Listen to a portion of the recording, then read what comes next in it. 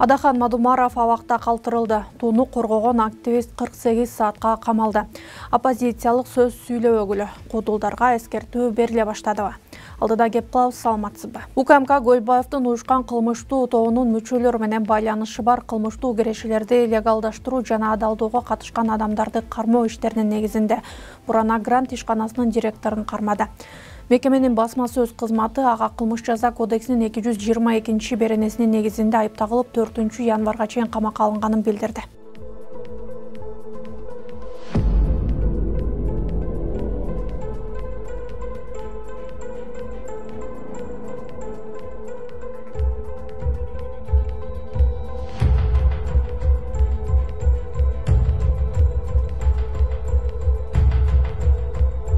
УКМК кызматкерлерине пара берип жаткан жеринен Күнчыгыш айыл өкмөтүнүн башчысынын орун басары кармалды.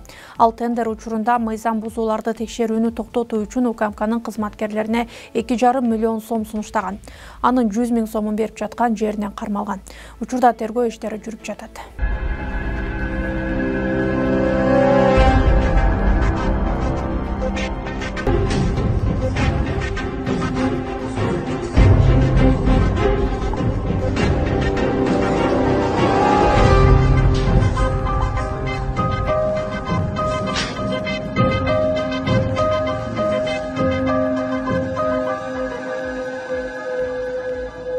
Токтоп турган унаанын айнегин сындырып 1 миллион 700 000 сом акча урдап кеткен жаран кармалды.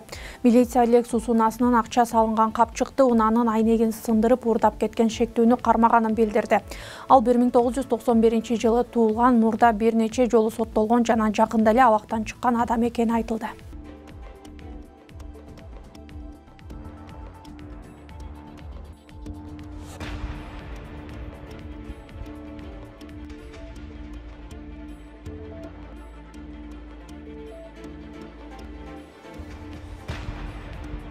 Жетинчи декабрдын кечинде мамлекеттик тууну өзгөртүүгө каршылык билдирип чыккан активист Автандил Жоробековду милиция 48 саатка камакка алды. Активистке кылмыш жаза кодексинин массалык башаламандыктарга чакыруу беренеси менен айып тагылды. Адвокаттын сөзүнө караганда, Бишкек шаардык милициясы Жоробековго 6 декабрда Facebooktагы баракчасына жарыялаган видеого байланыштуу иш козгогон.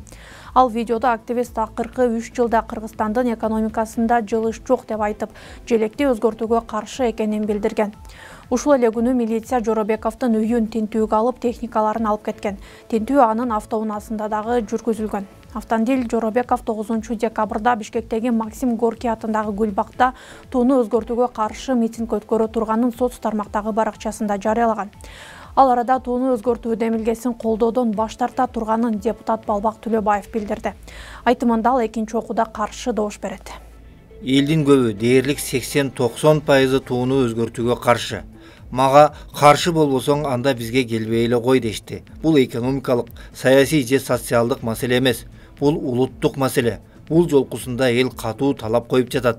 Балбак Төлөбаев Жогорку кеңештин 29 ноябрдагы жыйынында желекти өзгөртүү сунушун саясатташтырбоого чакырып, биринчи окууда макул деп добуш берген болчу. Бүгүн 8 декабрда Бишкектин 1-май райондук сотунда Бүтүн Кыргызстан фракциясынын лидери депутат Адахан Мадумаровдун иши каралды. Ишти судья Мирбек Сатарбек уулу карады. Соттук процесске ЖМК өкүлдөрү киргизилген жок.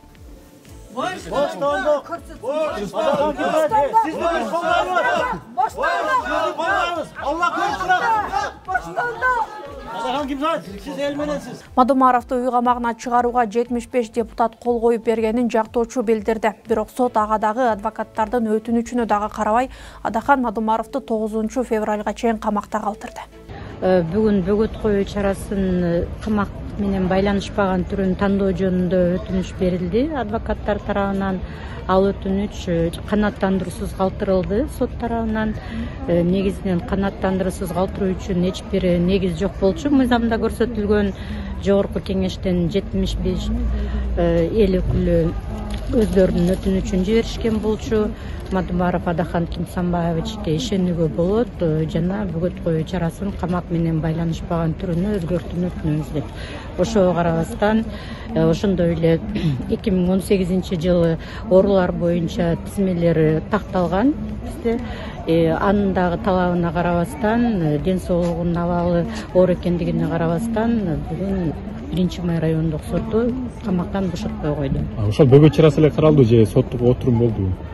Жок, соттук отурум болду, бирок азырынча айыптоо актысы угузула элек. Болгону адвокаттардын өтүнүштөрү каралды. Ошол өтүнүштөрдүн бири бөгөт коюу чарасына байланышкан.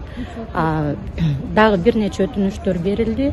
Ал соттук отурумду ачык өткөрүү, СМИнин жана коомчулуктун катышуусунда ачык түрдө өткөрүү жөнүндө келтирдик.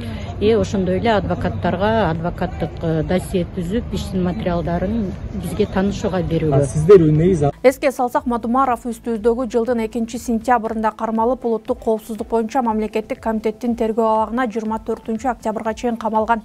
Ага Кыргыз-Тажик чек арасындагы тилке боюнча 2009-жылы протоколго кол койгон үчүн мамлекеттик чыккынчылык деген берене менен айып тагылууда. Сиз Арча медианын жаңылыктар чыгарылышын көрүп жатасыз. Биздин YouTube каналыбызга катталыңыз. Биздин XTV телеканалынан көрүп жатсаңыз, экрандагы QR-код аркылуу катталсаңыз болот. Ал үчүн телефонуңуздун камерасын экрандагы белгиге сканерлеп, көрсөтүлгөн шилтеме аркылуу катталуу баскычын басыңыз. Чыгарылышка лайк басып, пикир калтырып бөлүшүңүз. Бул менен сиз объективдүү маалыматтарды жайылтууга көмөктөшкөн болосуз. Ал арада оппозициялык сөздөрдү сүйлөбөгүлө деп кудулдарга эскертүү берилип жаткан тасма социалдык тармакка тарап кызуу талкууну жаратып жатат. Кудулдарга мындай эскертүүнү Рысбек Жабиров берип жатканын көрүүгө болот. Оппозиционный бир сөздөр сүйлөбөгүлө. Туурабы? Кыркып койгула. Кантип айтылган болсо ушундай жакшынакай бир элдин немеси көтөрүп турган бир концерт коюп берет. Үчүнчүдөн, азыр бул концерттен кийин баардыгы бир видео чыкпады концерттин алдындачы, келип коркуткан видео. Анан негизи эле сиздердин сатирадан кийин келип ушундай коркуткандар болобу? Коркутушат, келип эле коркутуп, неме депутаттан баштап, эмеге чейин кимге кыскасы тиешели болуп аткан болсо, ошолордон бирөөлөр келет да. Ким өзүн алып аткан болсо, ошентип келишет. Анан бирок коркутабыз деп келип алып, биз коркпой койсок жаман уят болушат да десек. Кийинчерээк Жабиров бул боюнча үн катып, видео толук эмес экенин жазды. Трансформаторлорго ашыкча жүк келсе свет өчүрүүлөр болот дейт энергетика министри Талайбек Ибраев бүгүн маалымат жыйынында. Айтымында трансформаторлорго ашыкча жүк келсе энергетиктер аларды өчүрүп жөнгө салуу чараларына өтүшү керек. Министр энергетиктердин кышка быйылкыдай даярдыгы буга чейинки тарыхта болбогонун да айтты. Такой подготовки, как говорится, вот сам в этой системе уже давно работаю, такой подготовки еще у нас в энергосистеме никогда не было. И такие финансовые средства мы вовлекли в это, на подготовку УЗП, это начиная от, как говорится, от автотранспорта и кончая до дизель-генератора. Да, мы знали, мы знаем, что всегда, вы знаете, зима – это и есть зима. Зима бывает холодная, никогда зима не бывает теплой. Бүгүн 8-декабрда Бишкекте президент Садыр Жапаровдун катышуусунда Мурас турниринин кезектеги оюну башталды. Алгач эле президенттик администрация менен журналисттердин командасы оюн көрсөттү. Анда Садыр Жапаров журналисттердин командасына 2 гол киргизди. И удар по воротам, первый мяч есть. Какая хорошая заготовка. И Садыр Жапаров становится автором первого забитого мяча. Прекрасное исполнение после хорошей передачи. Это тоже стоит взять в учет Абытова Алмазбека. Президент тыныгуу учурунда министрлерди кабыл алып иштеп жаткан айтылды.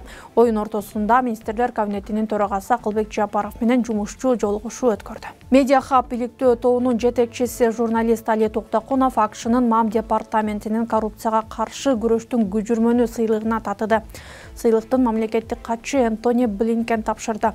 Бул сыйлык коррупциянын алдын алууда жана бетин ачууда лидерлигин, кайратмандыгын жана таасирин көрсөткөндөргө ыйгарылат.